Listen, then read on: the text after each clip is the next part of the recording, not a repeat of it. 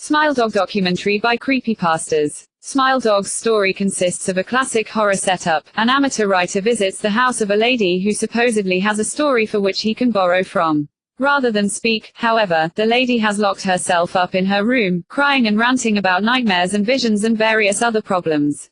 All of these center around a floppy disk she had been given that contain the image SmileDog.jpg, which is SmileDog.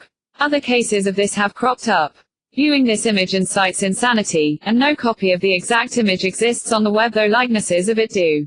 The true image of SmileDog.jpg is recognized due to the effect it has on the viewer, that is, they wind up dead. Attaching the file, that is, spreading the word, is the only way to save oneself from the SmileDog that appears in one's dreams demanding to spread the word. Some say that the original legend began with an image of the devil. I first met in person with Mary E. in the summer of 2007. I had arranged with her husband of 15 years, Terence, to see her for an interview.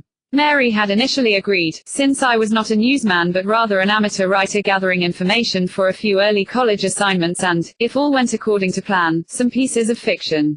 We scheduled the interview for a particular weekend when I was in Chicago on unrelated business, but at the last moment Mary changed her mind and locked herself in the couple's bedroom, refusing to meet with me. For half an hour I sat with Terence as we camped outside the bedroom door, I listening and taking notes while he attempted fruitlessly to calm his wife.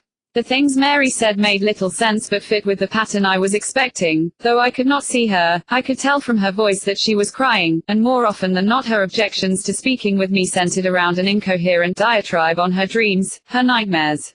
Terence apologized profusely when we ceased the exercise, and I did my best to take it in stride. Recall that I wasn't a reporter in search of a story, but merely a curious young man in search of information. Besides, I thought at the time, I could perhaps find another, similar case if I put my mind and resources to it.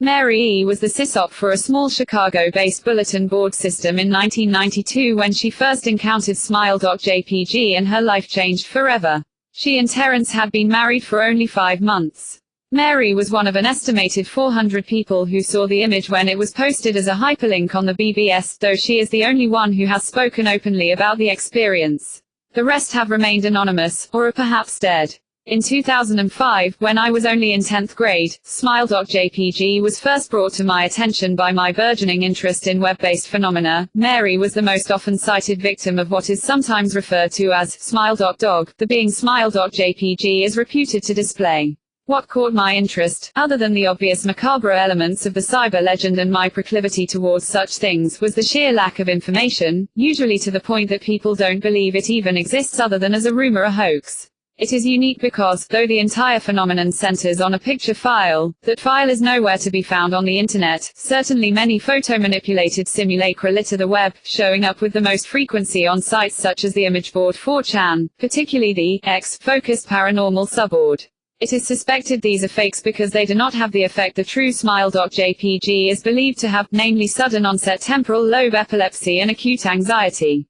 This purported reaction in the viewer is one of the reasons the phantom-like SmileDog.jpg is regarded with such disdain, since it is patently absurd, though depending on whom you ask the reluctance to acknowledge SmileDog.jpg's existence might be just as much out of fear as it is out of disbelief.